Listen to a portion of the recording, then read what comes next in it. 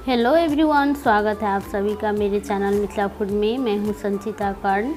आज मैं आलू गोभी की पकौड़े की रेसिपी लेके आई हूं। इस पकौड़े को मिथिलांचल में तरुआ के नाम से जाने जाते हैं।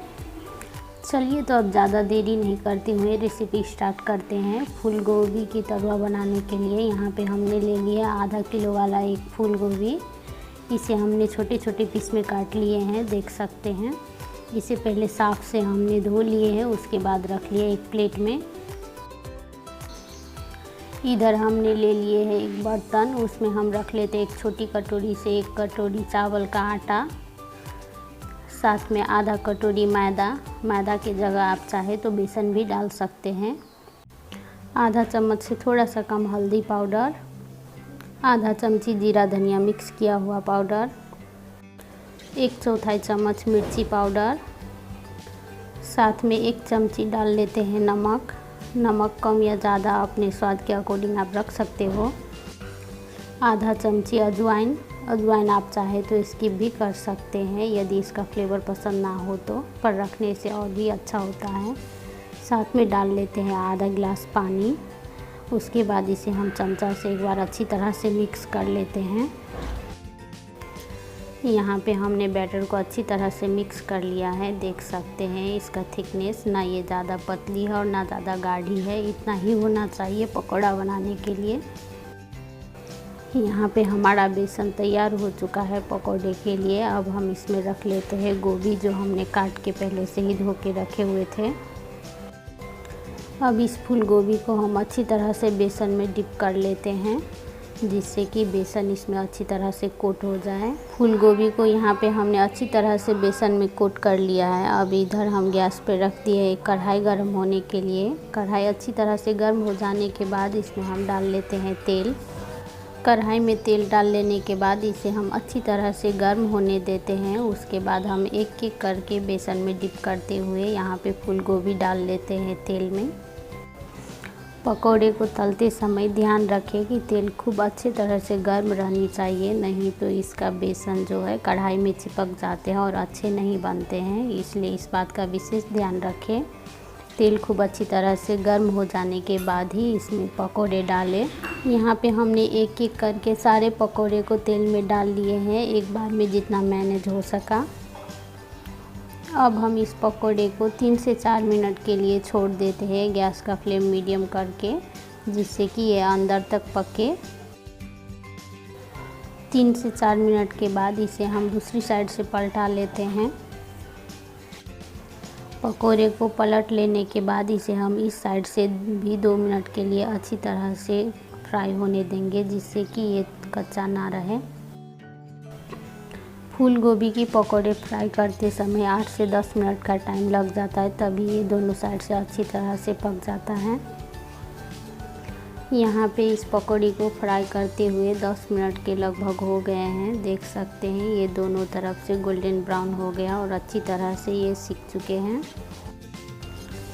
अब हम इस पकौड़े को निकाल लेते हैं, देख सकते हैं ये दोनों तरफ से अच्छी तरह से फ्राई हो गया है। इसी तरह से हमने सारे फूल गोभी के पकौड़े को फ्राई करके एक प्लेट में निकाल लिए हैं, देख सकते हैं। ये देखते ही कितना क्रिस्पी और टेस्टी लग रहा है, ये खाने में भी उतना ही टेस्टी होता है।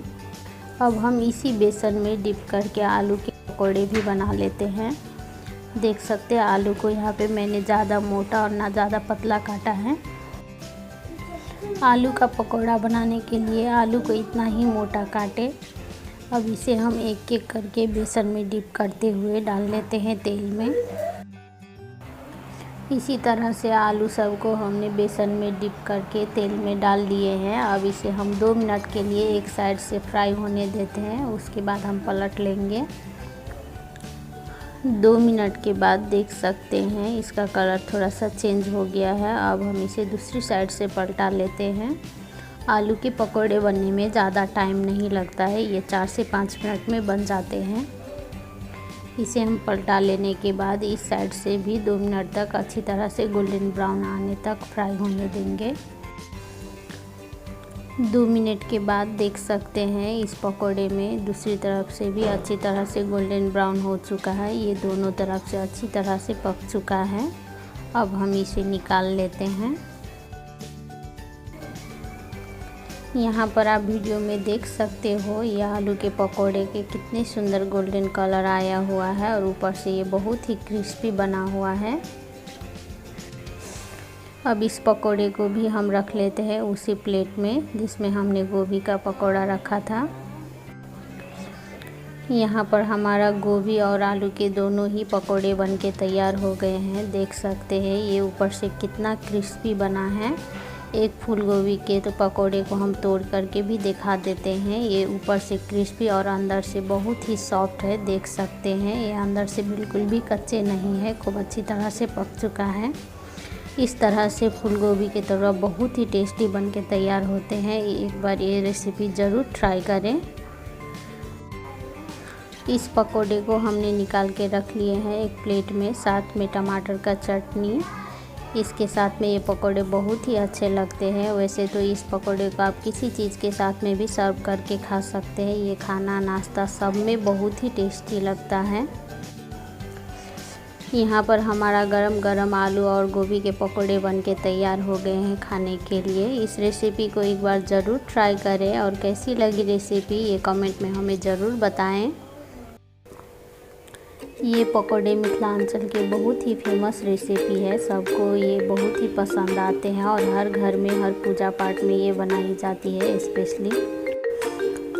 इसी प्रोसेस से आप परवल, भिंडी, कदीमा, लौकी का भी पकोड़े बना सकते हैं।